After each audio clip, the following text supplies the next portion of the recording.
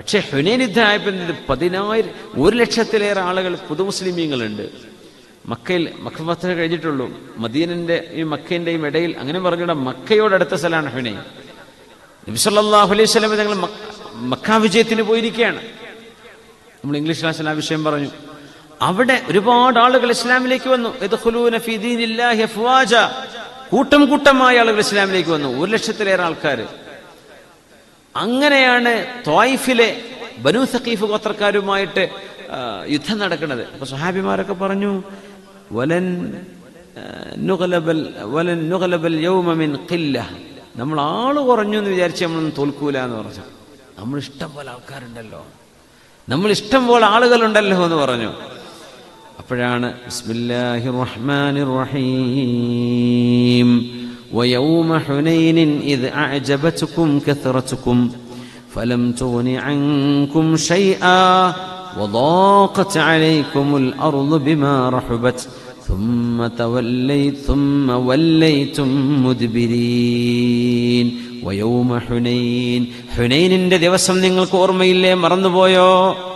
ഇദ് അഅജബതുകും കസറതുകും, നിങ്ങളുടെ ആധിക്യം എണ്ണത്തിൽ കൂടുതലായത്, നിങ്ങൾ ഒരുപാട് ആളുകളുണ്ട് എന്നത് നിങ്ങളെ വല്ലാണ്ടങ്ങ് ഒന്ന് പൊക്കിക്കളഞ്ഞു.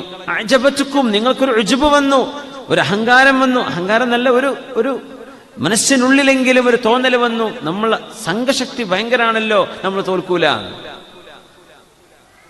അള്ളാഹുവിൽ വിശ്വാസമില്ലാത്ത കൊണ്ടല്ല, പക്ഷേ ഒരല്പം അവരുടെ ഖൽബ് എന്തിലേക്ക് പോയി? എണ്ണത്തിലേക്ക് പോയി. അത് പോകരുതാണ്. എണ്ണം, ആളുകൾ കൂടുന്നതും കുറയുന്നതും അത് അള്ളാഹു നോക്കുന്നത് ക്വാളിറ്റിയാണ്. അള്ളാഹു നോക്കുന്നത് ക്വാണ്ടിറ്റി അല്ല. എന്താണ്? ക്വാളിറ്റിയാണ്. നല്ല മനുഷ്യന്മാർ കുറച്ച് മതി, കുറേ വേണ്ടാന്ന്. കുറേ ആളുകളുണ്ടെന്ന് വിചാരിച്ചാൽ പോകും ചെയ്യരുത്. അത് വരും പോകും, അത് ക്രൗഡാണ്. ക്രൗഡ് അങ്ങനെ എത്രയേ ഉണ്ടാവുള്ളൂ.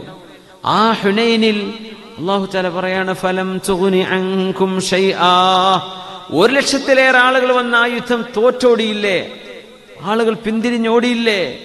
വദാഖത് അലൈകുമുൽ അർളു ബിമാ റഹബത്, വിശാലമായ ഭൂമി നിങ്ങൾക്ക് ഇടുങ്ങിയതായി തോന്നിയില്ലയോ? യുദ്ധം തുടങ്ങി. അവര് മലന്റെ മുകളിലാ, ത്വായിഫുകാർ. ത്വായിഫ് മലയാണല്ലോ. സർവ്വ കുന്നിന്റെ മുകളിൽ നിന്ന് അമ്പ് ചെയ്യാൻ തുടങ്ങി. താഴെ നിൽക്കുന്നവരെങ്ങനെ പിടിച്ചേക്കും? എല്ലാവരും ചിതറി ഓടി. എന്ന് പറഞ്ഞാൽ ആ വന്നതിൽ വലിയൊരു വിഭാഗം തലേ ദിവസങ്ങളിൽ ഇസ്ലാമിലേക്ക് വന്നവരാണ്. അപ്പൊ അവർ കാലുറച്ച് വരുന്നേ ഉള്ളൂ. അൻസ്വാരികളും മുഹാജിറുകളും പിടിച്ചു നിന്നു.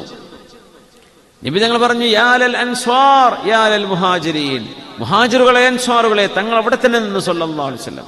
യുദ്ധത്തിന്റെ ചരിത്രം നമ്മൾ പറഞ്ഞിട്ടുണ്ട്. അങ്ങനെ 10-15 സ്വഹാബിമാരാണ് പിന്നെ വരുന്നത്. അവരെ കൊണ്ടാണ് പിന്നെ രണ്ടാമതൊരു മൂവ്മെന്റ് നടന്നു.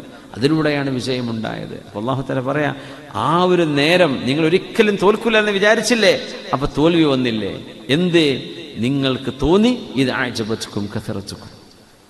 അപ്പോ നമ്മള് സാലറി ഉണ്ടല്ലോ, ജോബ് ഉണ്ടല്ലോ, കച്ചവടം ഉണ്ടല്ലോ, അതുകൊണ്ട് എനിക്കിനി വലിയ വിഷയമൊന്നുമില്ല, പള്ളിയിൽ പോയില്ലെങ്കിലും ദ്വാരതയില്ലെങ്കിലും വലിയ കുഴപ്പമൊന്നുമില്ല എന്ന് പറഞ്ഞ് നടക്കണ്ട. എന്ത് ചെയ്യും? അള്ളാഹു ആ വഴിയിലൂടെ ഒരു പരീക്ഷണം അങ്ങ് തരും. അള്ളാഹു കാത്തുരക്ഷിക്കട്ടെ. അള്ളാഹു കാത്തുരക്ഷിക്കട്ടെ. ആമീൻ യാ റബ്ബൽ ആലമീൻ.